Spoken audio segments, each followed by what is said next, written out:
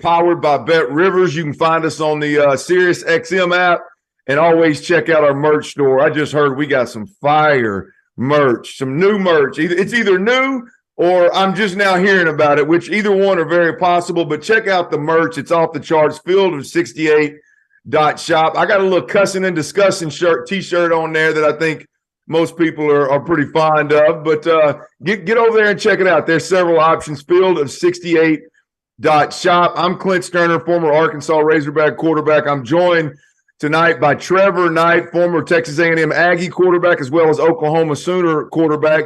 Trev, which one are you more comfortable going by? Or is it always a slash intro?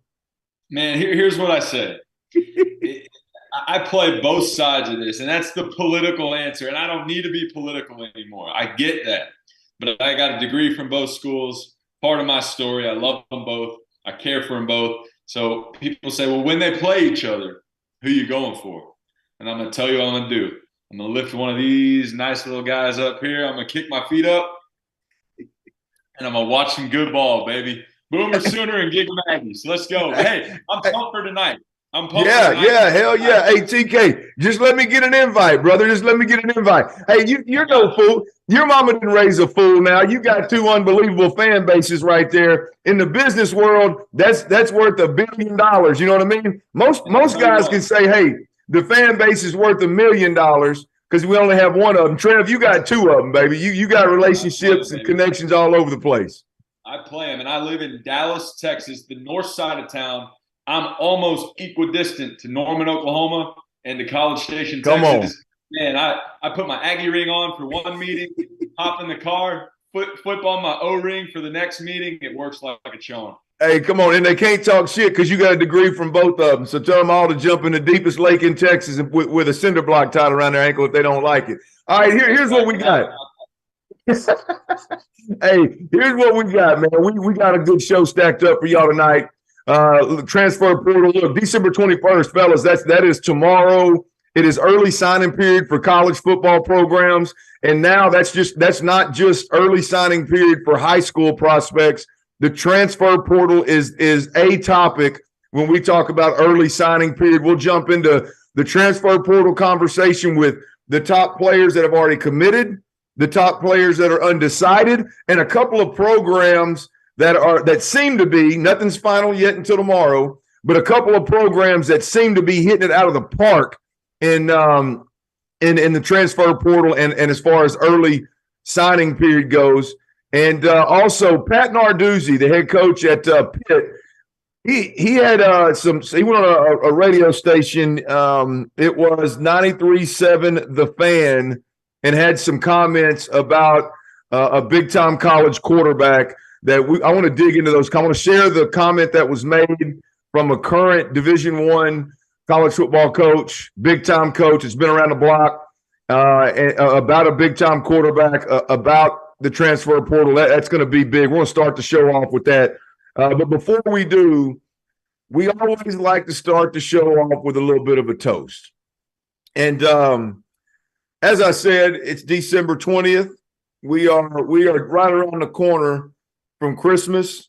I'm a big Christmas Eve party guy. We got a big family party on Christmas Eve. My brother's birthday, who we lost 5-6 years ago.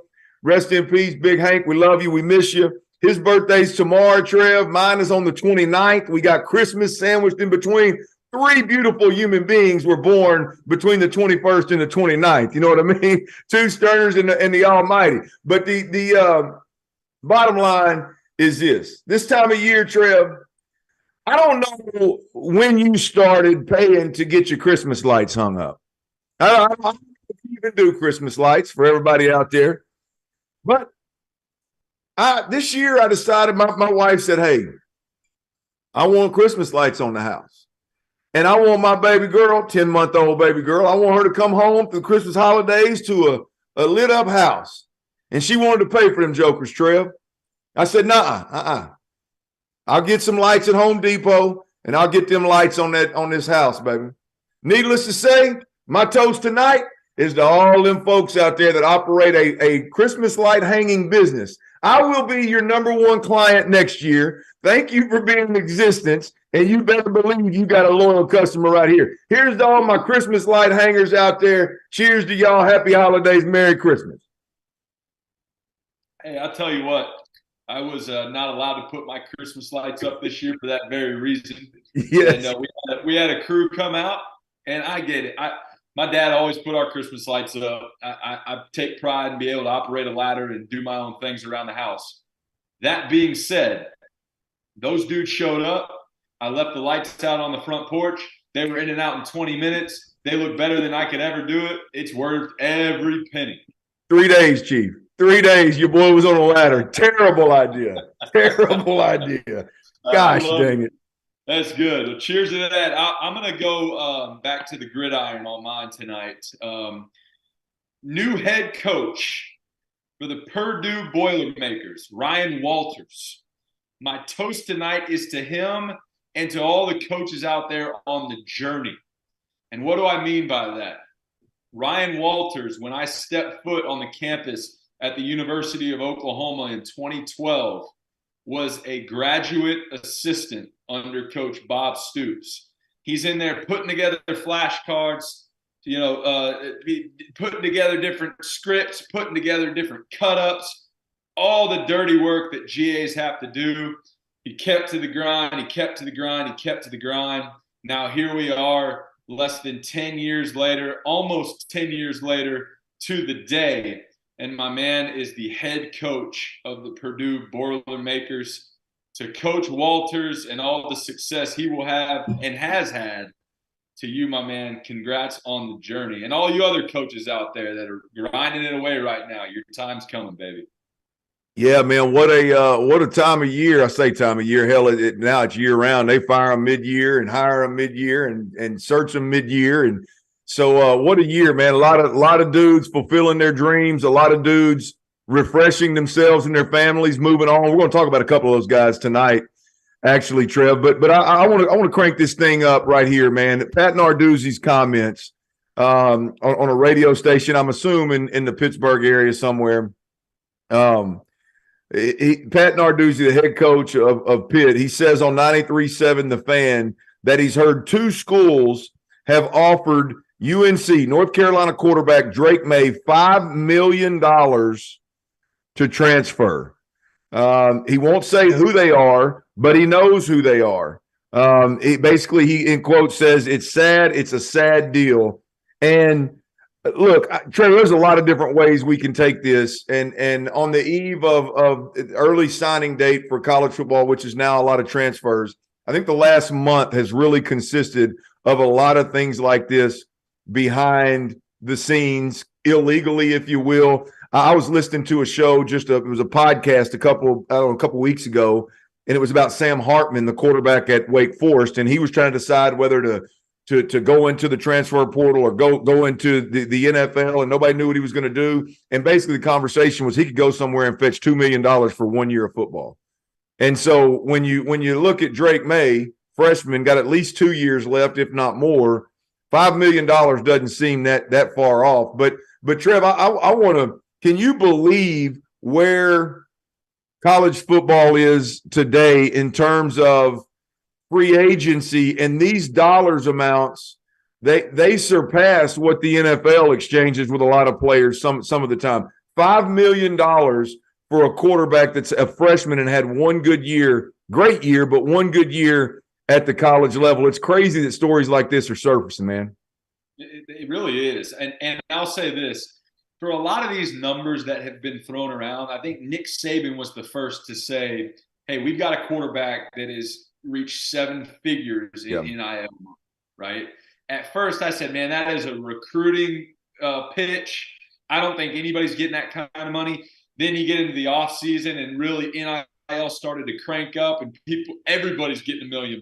Everybody's getting seven figures.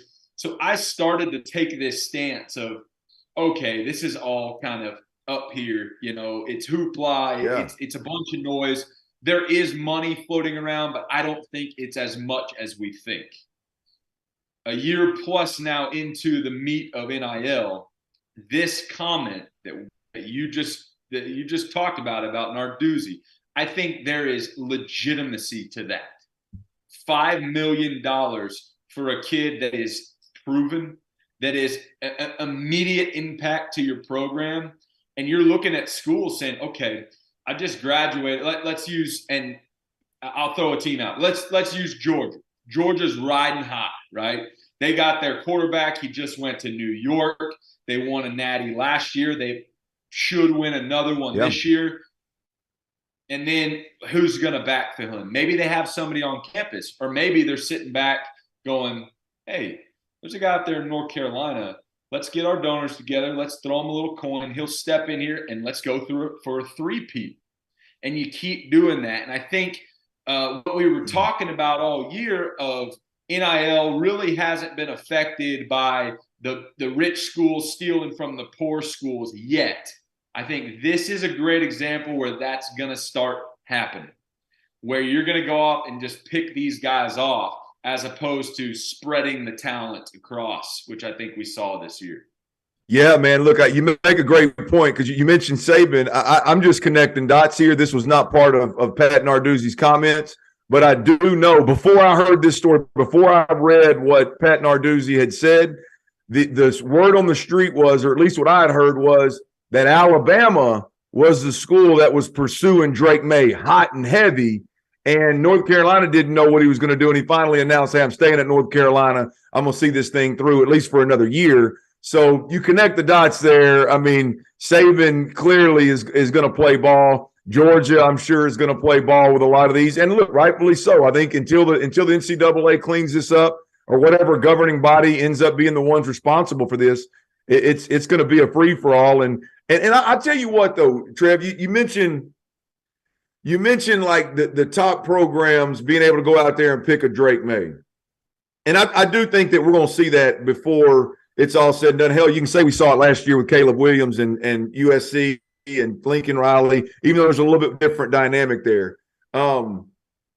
I think there's a real positive for programs like where I went to school at Arkansas, man. I mean, they're going to be able to backfill some positions with former 5-stars, former 4-stars that don't work out at Georgia or don't work out at Alabama, that are guys they would never have had a chance of getting from the jump. And so I do think for every big Drake May $5 million number out there, I think there's 20 to 25 guys that are going to programs where it's helping them as well as the program. So I don't know what the answer is, Trev. I don't think any of us do. Hell, we'd be making a whole lot more money if we did. But man, I think there's a sweet spot for this thing to live, right?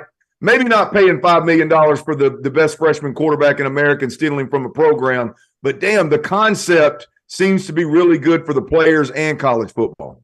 Agreed. And I do think that I don't know how many years it will take, but I do think that all of this will even out. And what I mean by that is right now, we've heard this term over and over, the wild, wild west. You're going to see dudes just jump in the portal because they think the grass is greener. You're going to see kids jump in the portal for NIL money. You're going to see kids stay for certain reasons. You're just going to see all this craziness, but it's only going to take a couple of times where these dudes that have had success where they start to jump in the portal because they think the grass is greener and then never play again, for other dudes to be like, okay, hold on, I'm going to stay put because I don't want that story to happen to me. Or, hey, I'm going to jump out and I'm going to go and chase this money, and then I'm not going to fulfill my dream of playing the NFL because the grass wasn't greener. There's going to be kind of all this circulation that will go on for 2, 3, 4, maybe 5 years until it all settles out. And kids are going to go back to making decisions what's based on the best thing for them and their future of playing football, in my opinion. Yeah, hey, look, Trev, it's already surfacing, man. We got a large enough sample size after 3 years of 40% of the players that enter the portal find a home. That means 6 out of every 10 players that jump in that portal don't end up playing. Maybe they do down the road. Maybe they jump in JUCO. I don't know what they do, but 40% of players. And I'm telling you, man, there's that number's huge too. Over a 3-year span, the number is astronomical. How many guys haven't found a home? So nonetheless, man, I wanted to start tonight's show with a current head coach talking about knowing that programs were offering $5 million to a freshman phenom quarterback. I just think that'll lead us into the conversation that I want to have now, Trev, of just transfers overall. The biggest commitments, we chop this thing up in 3 different categories here. The biggest commitment so far, the top names still in the pool, and schools who have landed the most. I want to start with the biggest commitments so far, and it's quarterback heavy, obviously. Devin Leary, he transfers to Kentucky. Mark Stoops is one of my favorite college coaches. Hell, he's one of my favorite people. I've sat at the track in Lexington in Kentucky and had one of these right here with my boy Mark Stoops. Trev, me and you are doing it tonight, but I've had one with my boy Mark Stoops. It was absolutely beautiful. So I understand why players want to go to Kentucky. I'm not a guy that sits back and goes, man, how does Kentucky get Will Levis from Penn State?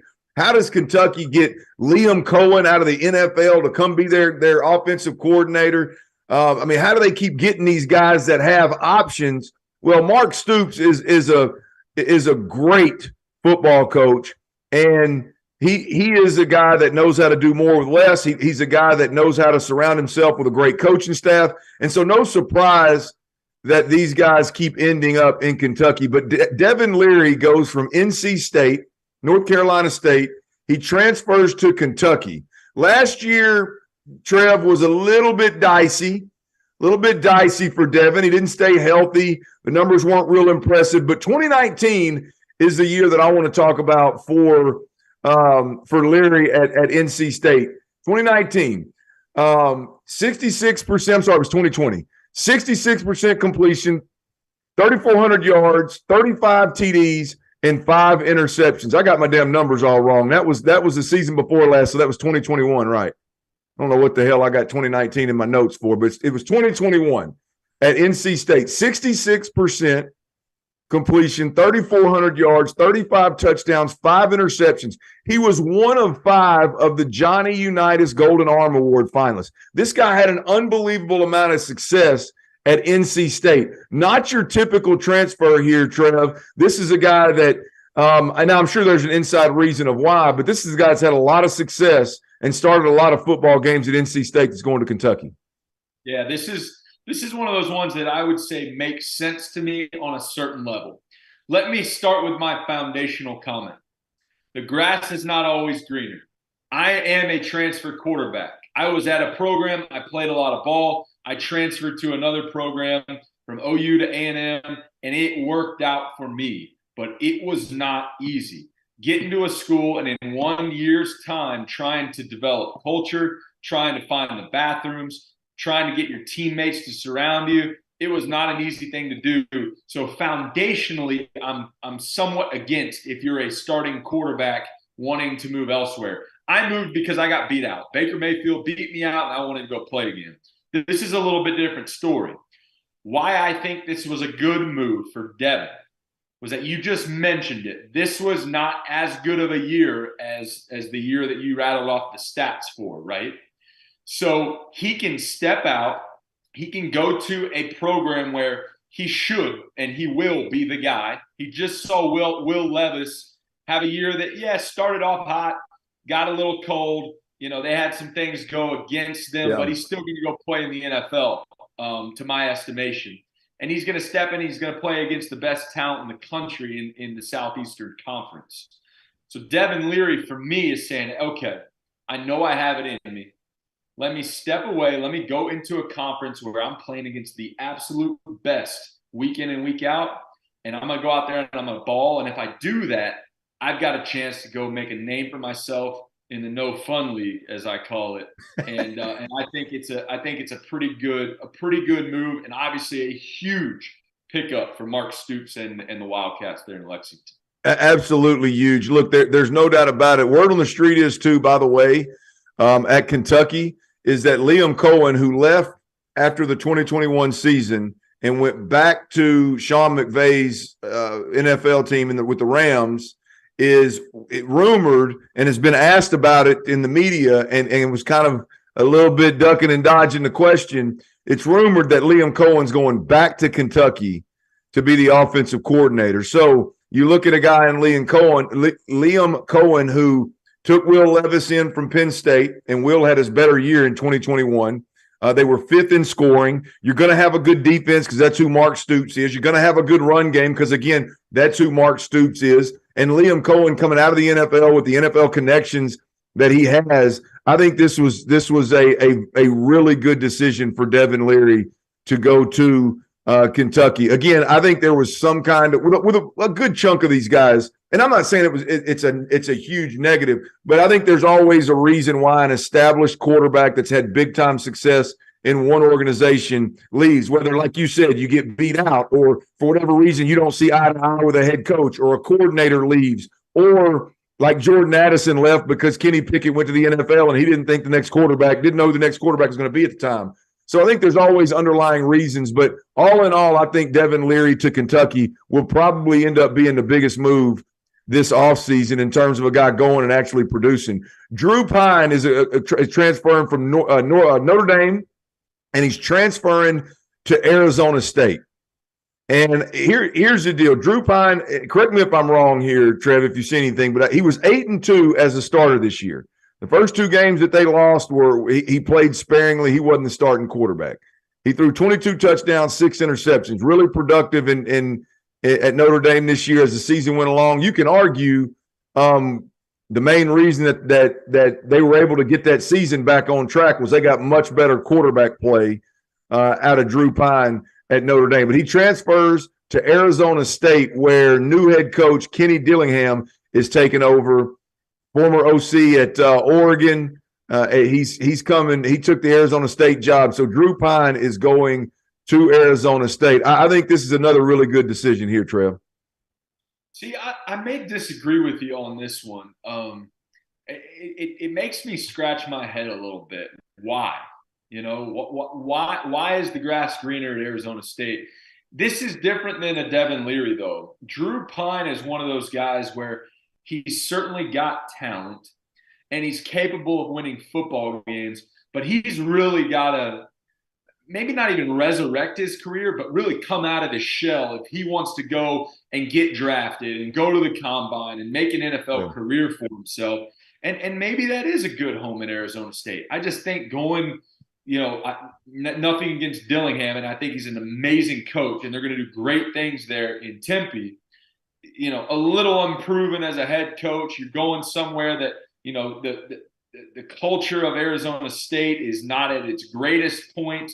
They're not winning a ton of football games. Like, what is the upside for him going to Arizona State at this point if his goal really is to go and be the best player in the country and whatever that looks like for him, and then go play in the NFL? I'm curious your thoughts on why it's such a good move for him. Yeah, look, I did a little bit of reading on this transfer, and he specifically said at one point that he is looking forward to playing for a QB-friendly head coach, right? Which that leads me to believe that he didn't, and maybe is a strong word. Maybe he just felt like the with Freeman at Notre Dame being a defensive-minded head coach, they did some things a little bit differently, and maybe the head coach didn't understand the quarterback situation. I'm a big believer in this, Trev. Look, and I don't know what was going on at Notre Dame,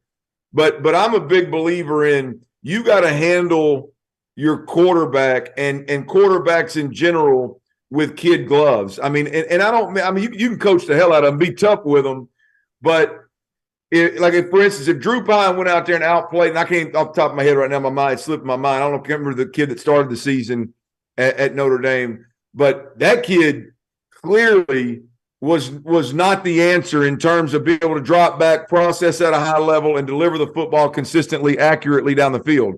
And if Drew Pyne sat there and watched that, and they decided to go with him instead of Drew Pyne, and for whatever reasons may be, I could see where Drew Pyne would go, man, the quarterback situation wasn't handled fairly. It wasn't handled the right way. I don't like the way that Freeman handles quarterbacks. I've been there a year. I want to go move on to a guy that took Bo Nix and like reinvented Bo Nix's way of playing quarterback. Bo Nix is on record of talking about how he had never been around a quarterback developer and been taught the position and taught how to play the position at a high level. And so I don't know the ins and outs of Notre Dame and Freeman and Drew Pyne, but I can in my head understand where there may have been a scenario of like, hey man, let me remove myself from this defensive-minded head coach, this quarterback dysfunction, and let me go somewhere where there's an offensive-minded guy that fully understands what needs to happen at the quarterback position. And all these different scenarios, Clint, to your point, it's case-by-case basis. There are different reasons for all of them, and unless you're sitting in that head or in those meeting rooms and in those conversations, you really don't know. So I think it's one of two reasons. One, what you just said. Get out of the defensive-minded head coach, go to a guy that has a track record with QBs, so on and so forth. Or maybe internally at Notre Dame, they said, hey, good year, not a great year. Are you the guy? Yeah. Are you not the guy? Maybe they said, hey, you're kind of the guy, but we're going to kind of open it up, see how you both do in the offseason. If that's the case, see ya. I'm gone. Yeah. I know my capabilities. I'm going to go play for a guy that's offensive-minded. I want to be the guy. I don't want to look over my shoulder because, Clint, you and I both know looking over your shoulder at a guy that's nipping at your heels as a backup and the coach kind of showing him some love, that's never good for mentality of your starting QB. Yeah. Yeah. I mean, it's unfortunate. I'm glad you mentioned that, Trey. It's unfortunate because it gets couched as, well, that then your starter's not mentally strong or if he's worried about the guy behind him, it's no, man. I mean, the position's hard enough to play as it is. There's no question about it. I don't give a damn what coach believes in handling quarterbacks in different ways. It doesn't matter to me. There's no question about it that a quarterback is going to perform better if the entire organization and program believes in him, shows that they believe in him, and they have his back. Now, if you like your quarterback looking over your shoulder, if you like your quarterback playing scared play to play, worried about if the interception is going to get him benched, so be it. I'm just of the belief that if you decide we compete, me and Trevor Knight, we compete, you say, Clint, you're going to be our guy. All right, damn it, then stand behind me. Yep. Right? I mean, it's too hard to play the quarterback position to have somebody constantly questioning every move you make. Hey, if I go 3 ball games and I ain't worth a shit and you decide you want to bench me, call me in, bench me, move on to Trevor Knight and let's ride. Don't have me looking over my shoulder for 3 ball games and then wonder why I ain't playing worth a damn. That's just my belief, and I that's a hill that I will die on, is that quarterbacks will play at or above their ceiling, assuming they're getting developed and assuming it's a good fit. They will play at or above their ceiling if and only if the coach and the program believe wholeheartedly in that they're the guy for that week. That's a hill I'm going to die on, Trev. I could not agree more. It is a confidence position through and through. If you're getting confidence pumped into the head of a quarterback, nobody can stop him. And prove me somebody that's wrong. Pat Mahomes, Andy Reid puts more confidence in that dude's head than anybody, to where he's out there, he's just having fun playing. He's not thinking about the guy behind him. Jalen Hurts now. Now, don't get me wrong. That's a great example of you got to go earn it. You keep playing well, we'll keep pumping confidence in you. It's incredible what Jalen Hurts, as a guy that got benched in college, had to transfer, is now on the way to potentially winning an MVP trophy. I mean, Confidence is everything at the quarterback position, and I couldn't agree with you more there. So maybe that is the reason for Drew Pyne leaving, and if it is, man, best of luck out there in the desert. If it's not, hope the best for you, man. That's Trevor Knight. It's Field of 12 After Dark. I'm Clint Stoerner. We're powered by Bet Rivers. You can find us on the SiriusXM app. And always check out that merch store at fieldof68.shop. We may come up with a couple of phrases tonight that'll end up on a T-shirt. So look out. We're talking about these transfer portal, the biggest commitments so far. We've talked through Devin Leary transferring to Kentucky, Drew Pyne, Notre Dame quarterback, transferring to Arizona State with 3 years of eligibility. Let's buzz through this one real quick. Dorian Singer, he's a receiver in the Pac-12 He was at Arizona. He was the leading Pac-12 receiver last year. He transfers to USC to play with Caleb Williams and Lincoln Riley. 1,100 plus yards, 6 touchdowns last year. I like this guy's story right here, Trev. Doing a little digging. He started his career as a preferred walk-on. How about that? Goes out, leads the Pac-12, not at SC, right? Not at UCLA. He led the Pac-12 at Arizona in receiving, and now, boom, he enters the transfer portal, has several options, and ends up at USC. I don't know if he's going to be worth the flip out there. I mean, Jordan Addison transferred after winning the Blitnikoff Award and didn't make much noise out there at SC. I don't know if he's going to be worth the flip, but hell of a story. Preferred walk-on to all Pac-12, leading the Pac-12, and now he's going to USC to play with the former Heisman Trophy winner, or I guess current Heisman Trophy winner, because we ain't out of 22 yet. Here's another one I want to get to, though, real quick, DK. I want to get to Jeff Sims, the Georgia Tech quarterback.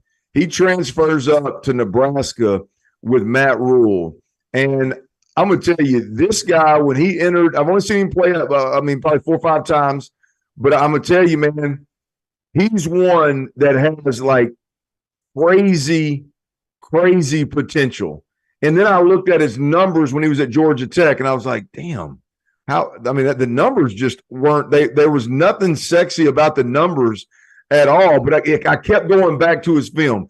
This guy is electric, has the ability to be big time, and we'll see what Matt Rule can get out of him on his comeback to the college level at Nebraska. But Nebraska gets a hell of an athlete in Jeff Sims. I don't know if you got a chance to see him much, but he's got a chance to be special, T.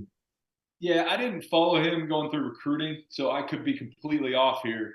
But this, to me, with all the potential that he has and the tools that he possesses, seems to me like a guy that may have just fell through the recruiting cracks, which still happens. With all the technology and the different services we have nowadays, there are still elite players that fall through the cracks. So, again, I could be completely off. I don't know how many offers he had or anything like that. But given that he ended up at Georgia Tech, tells me that was probably his best offer, and we can maybe fact check that one. But this is a good move for him. This is a good move. Matt Rule, similar to Scott Frost, although that just crashed and burned.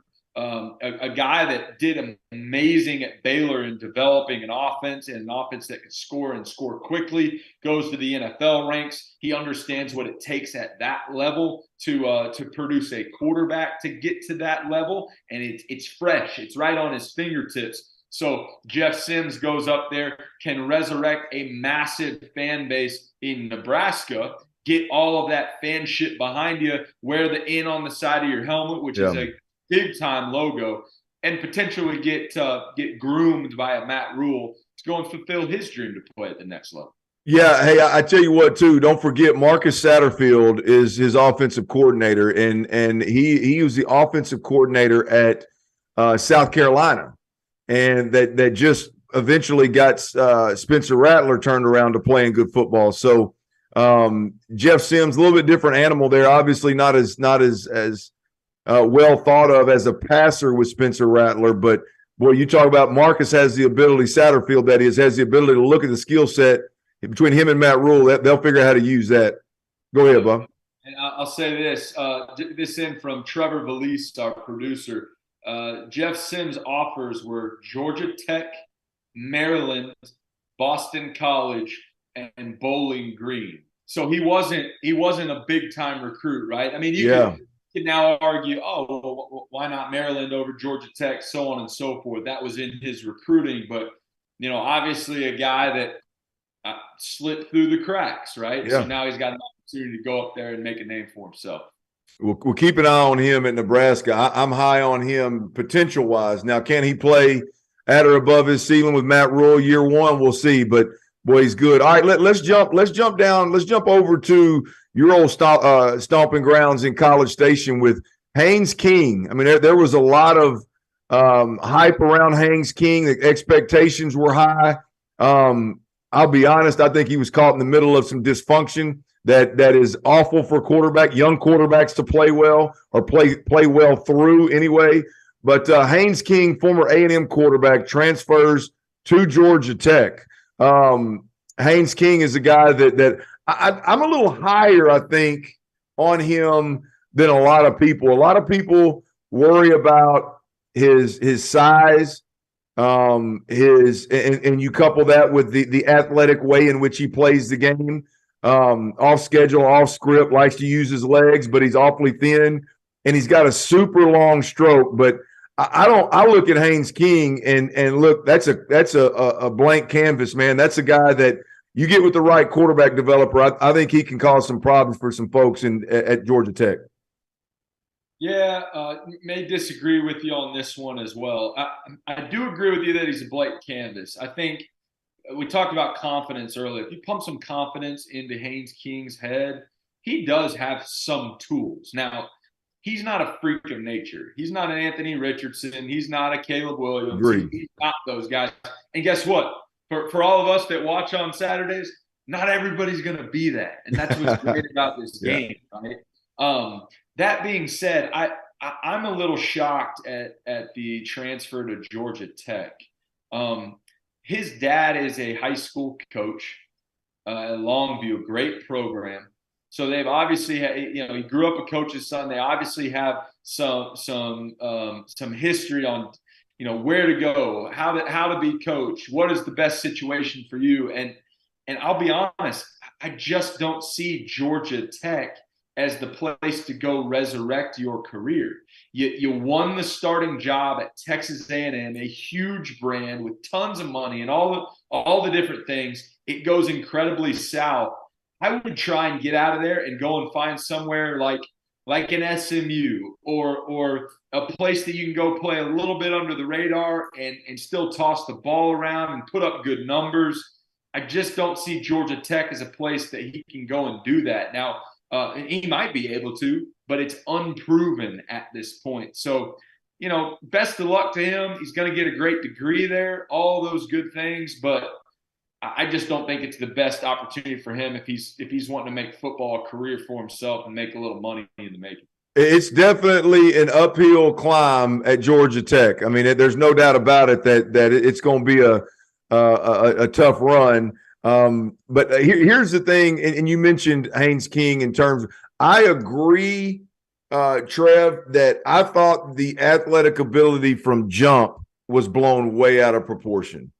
Like, I mean, I'm hearing guys comparing him to Johnny Manziel and talking about the speed. The legs are what's going to make him is going to be the biggest difference maker. And he is a long strider that if there's a crease or if he hits a sideline, he can kick that head back, and I don't know that anybody's going to catch him. But we both know the game's not played like that. You might get 1 out of every 25 carries where you get a crease. The game's not played like that. I think he's got to live in the pocket, distributing the ball accurately if he's got a chance to have success at the college level. Yeah, agreed. Speed is a great attribute, but straight line speed is not football speed. Yeah, and I'll share a quick story and we can move on. There's a guy named Tony Jefferson, plays safety right now for the New York Football Giants, played for the Ravens and started for several years, got hurt, is kind of resurrecting his NFL career. Played safety at Oklahoma, phenomenal player. Left his junior year. We played together. Went undrafted because at the combine or pro day, one of the two, ran like a 4.9 40. I mean, abysmal time. People didn't think he could play, so on and so forth. You turn the film on and tell me if there's a guy that's faster getting to the football than Tony Jefferson. Straight line speed, he's not going to beat you in a 100-meter dash, but that dude is football fast, and that's what matters to your point. He's fast when the ball's coming towards him, right? not when he's running for a laser. All right, let's jump into the top names that are in the portal, because those are the biggest commitments so far. Again, Devin Leary, Kentucky. Drew Pyne, former Notre Dame quarterback, going to Arizona State. Dorian Singer led the Pac-12 in receiving last year at Arizona. Wide receiver transfers to USC. Jeff Sims, Georgia Tech quarterback, transfers to Nebraska.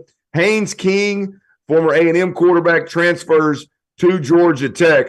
Trevor, I want to do this group here a little bit differently. These are the top names that are still in the portal. I want to run through this list of names, and then I want each of us to pick one or two guys from within, whatever stands out, and chop this thing up. All right, the top recruit, the biggest name, one of the biggest names in college football right now for multiple reasons, but he's a damn good player. I don't want to minimize that at all, is defensive back wide receiver out of Jackson State. If everybody remembers correctly, this is a guy that Deion Sanders flipped from Florida State. I believe he's the number one recruit in the country at the time.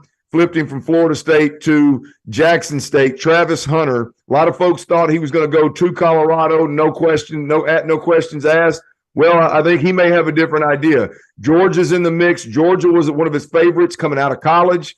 The thought was that Georgia had the best opportunity to flip him from Florida State when Jackson State flipped him. So there's a history there with Kirby Smart. USC obviously has had a ton of success in the portal. And Miami also, which I'm guessing is closer to home for him, they're in the mix as well. And this is a two-way player. He played wide receiver and DB. Travis Hunter is got a chance to, wherever he's going to go, will be a difference maker. I thought it was definitely on the defensive side of football until I watched a little bit of his tape. He can run a route, Trev. He is special in with his routes and understanding the game. He's number one. Ventrell Cypress, the second cornerback out of UVA, out of Virginia, getting a ton of run as the top DB coming out in the transfer portal.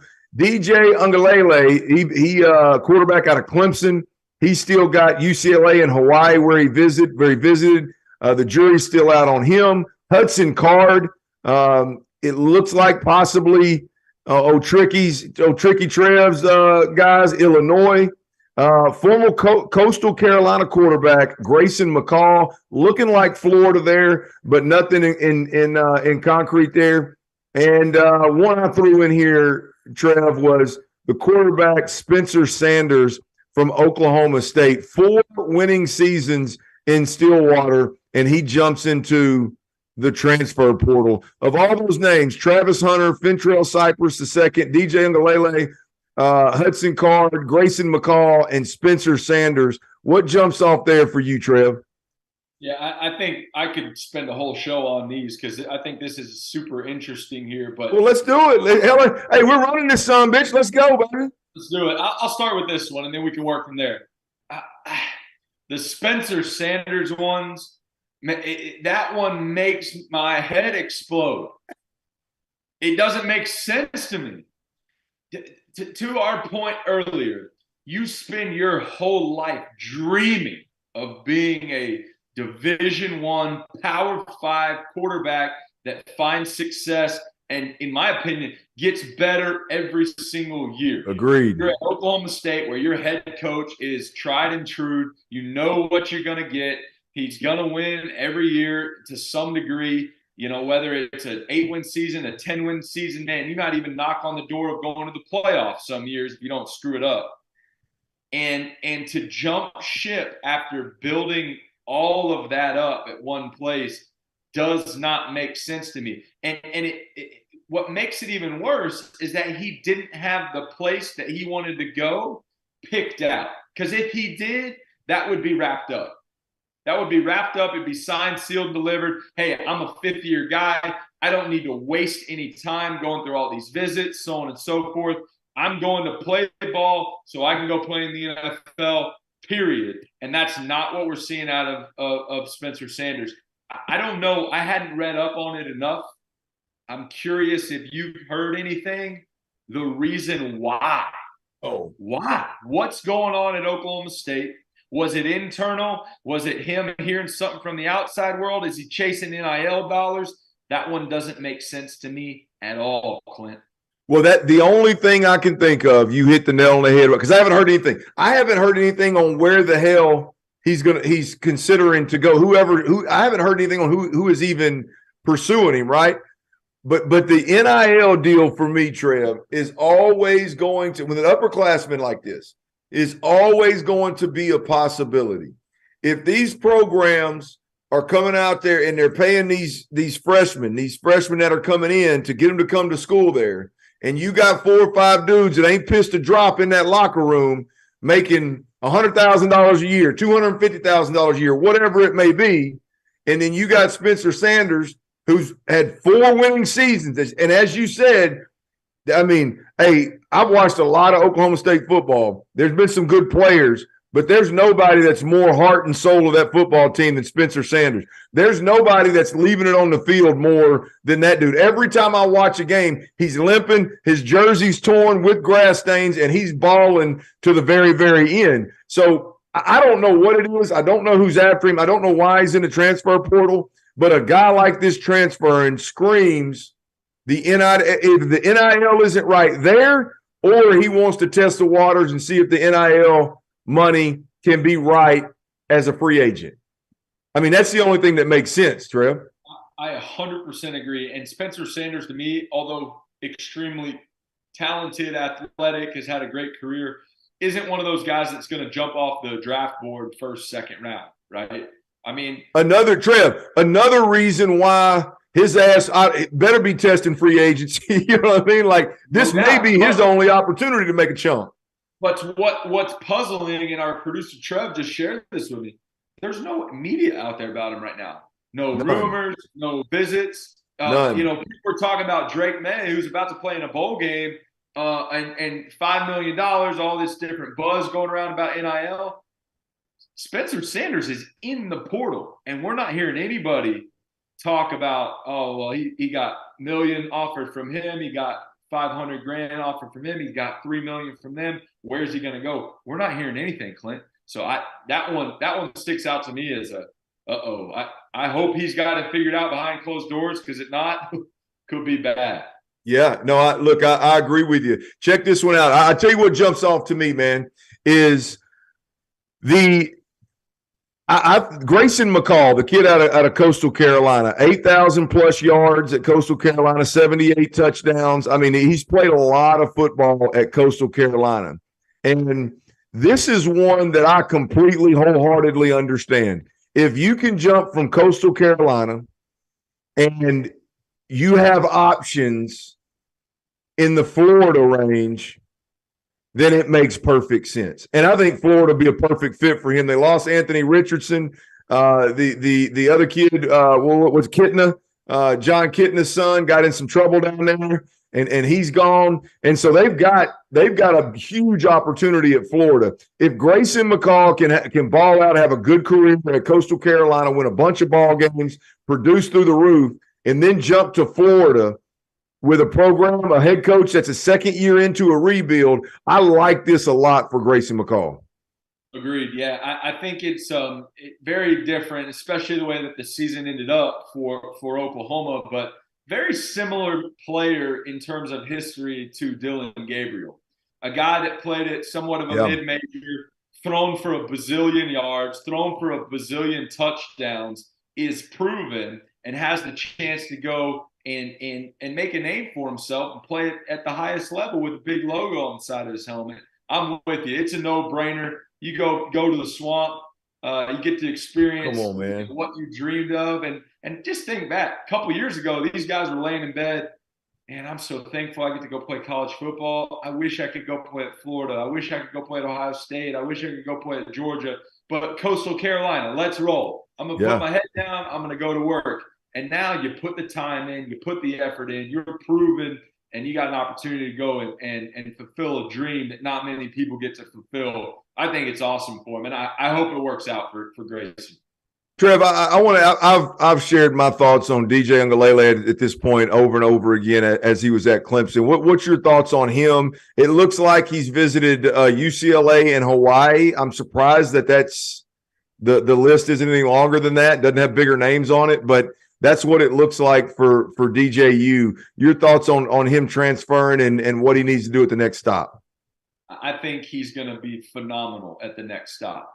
Not quite the same scenario as a Jalen Hurts, but probably pretty similar, right? You get caught up in some negativity or a guy behind you or whatever the situation is, and sometimes it's just hard to dust that off.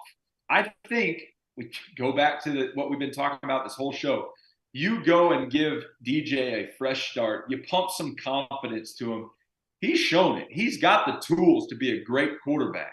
He just needs a change of pace. And unfortunately, you never script it that way. But this is one of those scenarios where this guy just needs a change of pace. If he ends up at UCLA, if he ends up at Hawaii, if he ends up anywhere, I think he's going to have a phenomenal season and could be a guy that we see playing on Sundays for quite some time if he gets that confidence going. Well, there's no doubt about it. Dude's a freak. I mean, he can spin it with the best of them, and he can run around. My question from jump and to this day has been about just the intangibles. And I don't know him personally. It just always seemed to me like he had a hard time. Or I'll put it to you this way. I didn't watch the game and see a team rally around a quarterback the way that you do when a true alpha, a true leader of men is in the huddle, especially at a place like Clemson, when you see Trevor Lawrence go through there, when you see Deshaun Watson go through there. That's just, for whatever reason, before I got with Field of 12 and you and I ever started doing work together, I just never really felt like the team responded well to him. And then I saw Cade Klubnik jump in there and the team respond in a big way, so that kind of justified it. But nothing like, again, a fresh start, reset button for a guy that gifted. It could be big. All right, Trev, I want to jump into these schools, man, because there's one of them that really sticks out to me. The schools who have landed the most players from the transfer portal. This is interesting to me. You got some USC. They've got 4 4-star transfers already. And we talked about Dorian Singer, the Pac-12 leading wide receiver, number 1 overall wide receiver in the portal.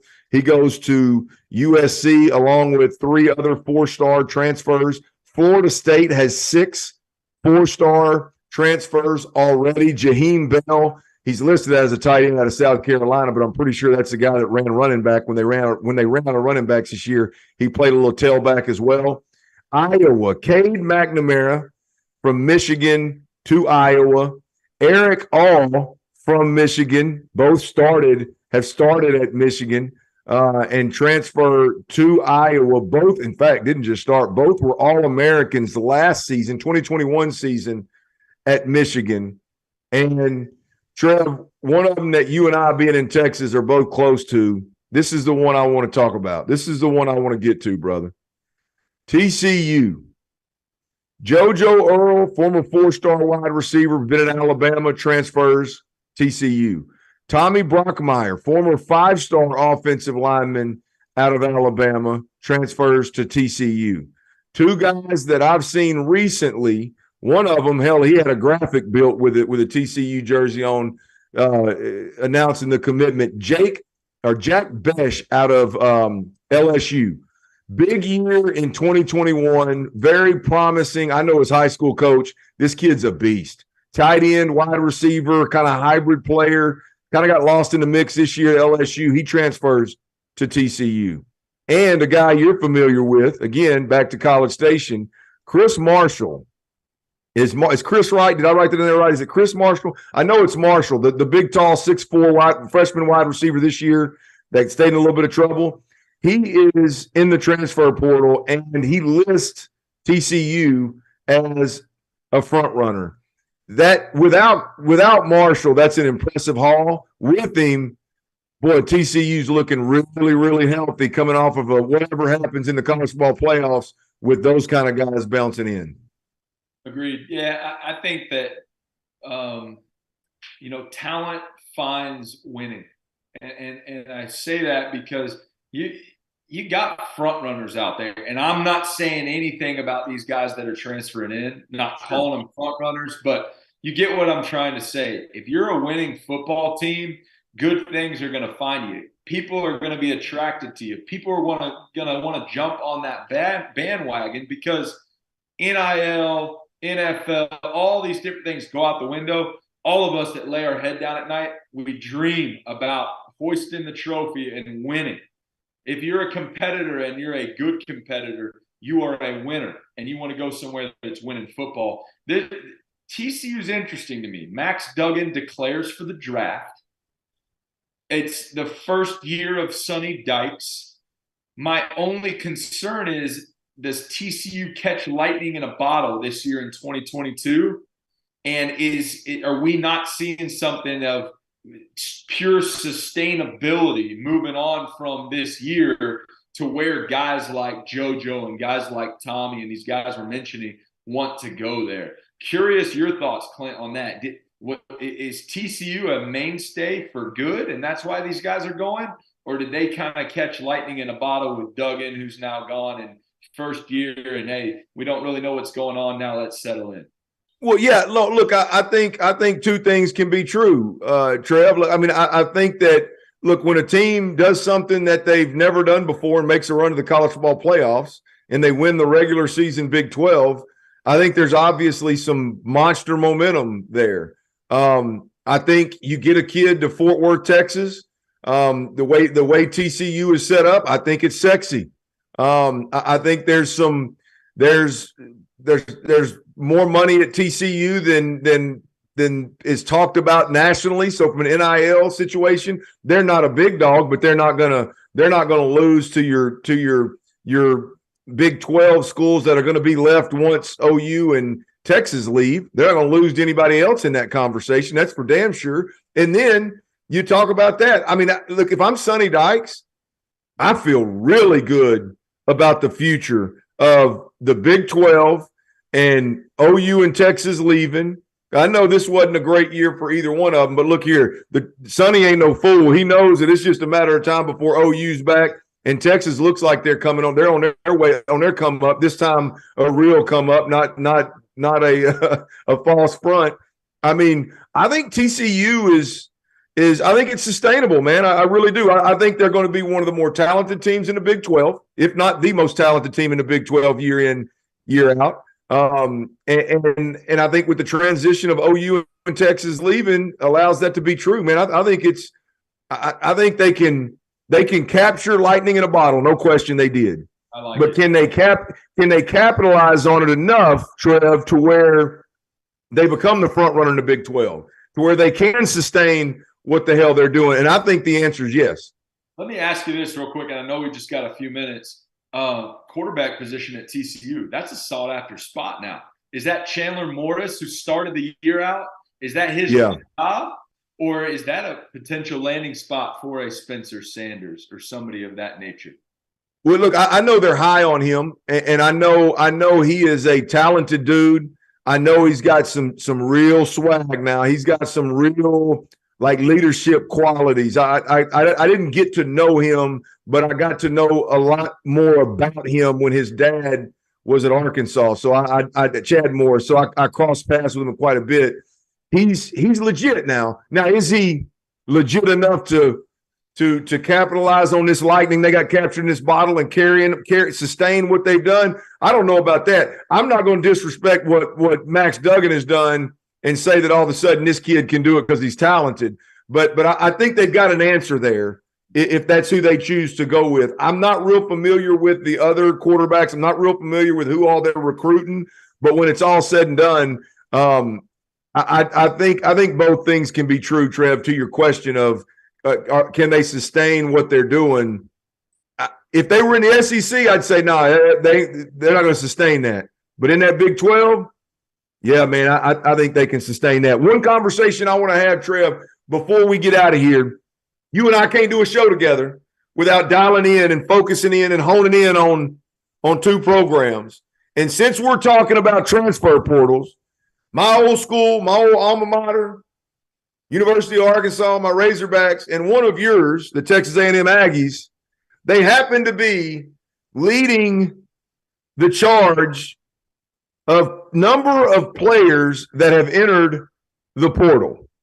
Arkansas has 23 scholarship players that have left. Texas A&M has 22 scholarship players that have left. And I want to get your thoughts on A&M and the scholarship players that have jumped in the portal. And I want to hone in on this because this is not just a normal. It doesn't surprise me at Arkansas. Texas A&M, it surprises me big picture, not with what's going on, but big picture, right? And here's what sticks out. Last time I checked at Texas A&M, 5 players from last year's record-setting recruiting class have entered the portal. 5 of that class. These aren't sophomores and juniors that are second string or feel like they've got snubbed or, feel like they got a better place to go. 5 of them were from last year's recruiting class, and a good chunk of those guys were playing. Your thoughts on what's going on at Texas A&M, all the scholarship players that have jumped in the portal, last year's class, and how do they deal with this situation in College Station? Listen, you don't make a bowl game. Nobody signed up for that. I didn't sign up for that. You didn't sign up for that. Definitely none of those guys signed up for that. Yep. You sign on the dotted line because you want to win football games. All the other stuff, and I can't beat this over the head enough, NIL, NFL, all these different things are definitely part of it, but nobody wants to go out to the practice field day in and day out and then show up on Saturdays and get your butt kicked. You just don't want to do it. And so I signed. I got recruited by Jimbo. I got recruited by this great brand, so on and so forth. And then we come out and we're not even going to a bowl game. I'm sitting on my couch right now leading up to Christmas.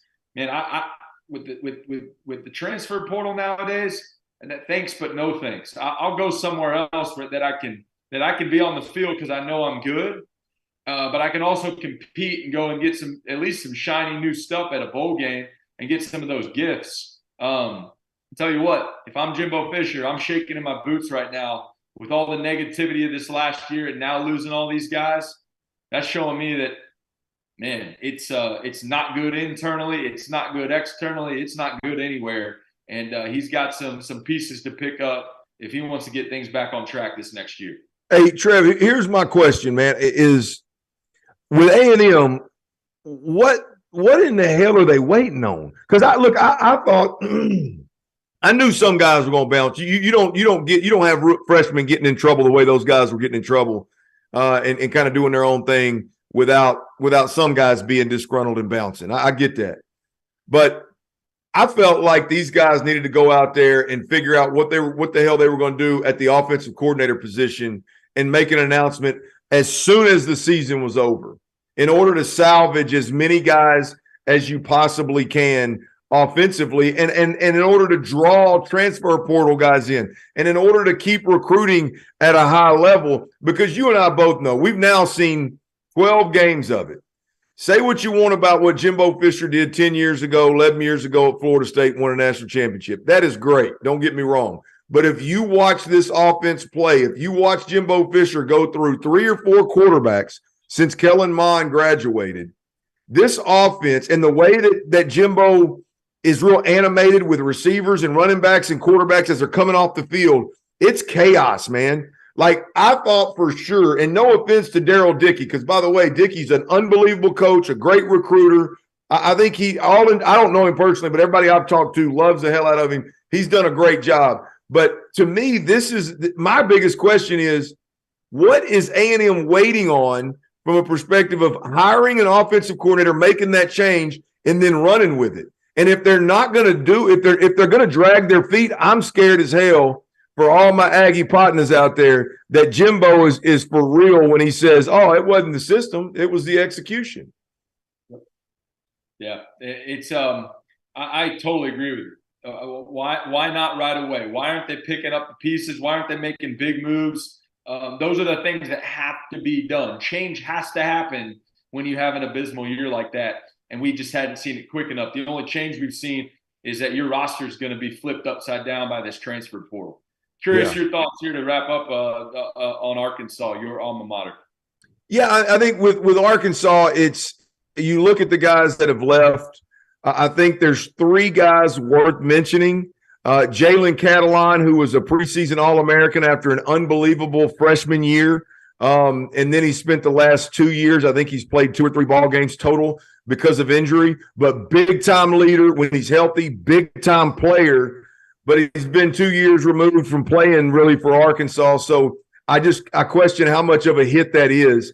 He's a great player. I'd love to see him in a Razorback uniform again, but having not played much the last 2 years, I just don't see how they feel that on the field in as big a way as maybe he as a player and his reputation may fold. But somebody is going to get a great player because Jalen Catalon's a really good player. Trey Knox, the tight end, receiver. He's a guy worth mentioning. He followed his old receivers coach, Coach Stepp, out to South Carolina. And Keytron Jackson was a receiver, probably third or fourth in the depth chart this year, that made some plays for Arkansas, but ends up at Baylor this year. And, I don't know. I think at Arkansas, you've got the scary part about this for the Hogs is more about depth. And look, when A&M loses 22 guys, it's depth for them too. But Arkansas has a depth problem on a regular year. Your A&Ms, your Oklahomas, your Texas, your Alabamas, and Tennessees, and all. The Floridas, Georgias.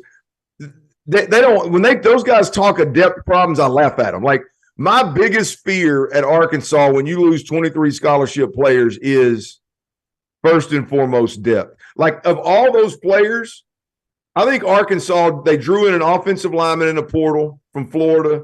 They brought in Jacoby Criswell, a quarterback from North Carolina, which I'll argue their backup quarterback hurt them more this year than any position. And then they got a receiver from down here at Texas A&M Commerce that's or Texas A&M Kingsville, I believe, that's a big six big receiver. You can look at that and say I would trade those players for the ones that ended up leaving, but the sheer number is going to hurt Arkansas. Like the number of defensive backs that left, which is already very razor thin at Arkansas. I mean, I bet there's, counting Jalen Cataline, safeties and corners, I bet there's 6 of them that have left this year, Trev. So I'm less concerned about where A&M has, 4 and 5 stars bouncing. We don't have that problem at Arkansas. Hell, we don't have the ability to have that problem. We've got some good players leaving. Sam Pittman does a good job of bringing in replacements, and I am just overly concerned with the number of DBs. Real quick, Trev, before we get out of here, I'll put a quick comp on this. Arkansas had 23 scholarship players leave. Texas A&M had 22 scholarship players leave. The Big Ten as a whole had 23 players enter the portal. Arkansas had as many players as the entire Big Ten conference. Wow. Crazy, man. Crazy day we're living in, but big thing, Trev, is December the 21st. Tomorrow is early signing period. Stay plugged in. Field of 12 will be back on Thursday night to cover all of the action, and there will be big time action. These players that are in the portal, they've got to land somewhere. I'll be shocked if we don't have breaking news and somebody jump in the portal last minute and transfer. We'll have some drama probably from the Pat Narduzzi comments of who's handing out millions of dollars. But you can find all of that and much, much more at Field of 12 after dark. We'll be back Thursday night. We're always powered by Bet Rivers. You can find us on the SiriusXM app, and always check out our merch store at fieldof68.shop. For Trevor Knight, for Field of 12, I'm Clint Stoerner.